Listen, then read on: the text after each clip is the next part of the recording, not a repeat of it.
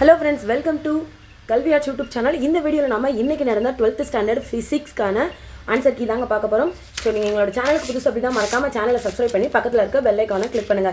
So 15 one வேர்ட்ஸ்க்கான answers வந்து இப்ப பார்க்கலாம். ஃபர்ஸ்ட் என்ன அப்படினு பாத்தீங்கன்னா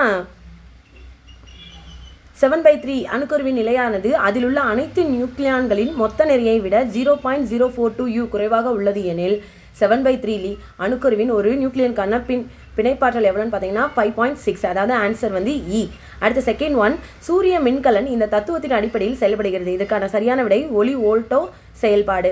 அடுத்த தேர்ட் ஒன் பார்த்தீங்கன்னா மின்னோட்டமானது 0.0 செகண்ட் நேரத்தில் +2A இருந்து -2A ஆக மாறினால் சுருளில் 8V மின்னியக்கு விசை தூண்டப்படுகிறது. சுருளின் தன் மின் தூண்டல் என்ன அப்படின்னு பார்த்தீங்கன்னா 0.1 H.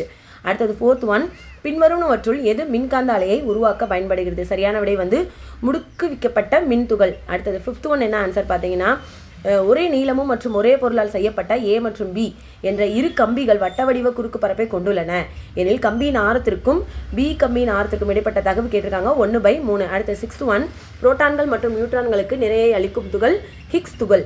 அடுத்தது செவன்த் ஒன் பார்த்தீங்கன்னா ஒரு விண்ணலை கம்பியின் நெடுக்கம் 64 கிலோமீட்டர் எனில் விண்ணலை கம்பியின் உயரம் என்ன அப்படின்னு கேட்டிருக்கிறாங்க. So 0.32 kilometre.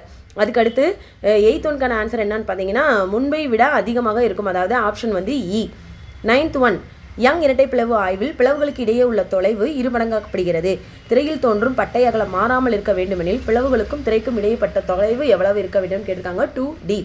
அடுத்தது 10th ஒன், வெப்ப ஆற்றலை உட்கவருவதால் எலக்ட்ரான் உமிழப்படுவது டேஸ் உமிழ்வு எனப்படும் வெப்ப அயனி.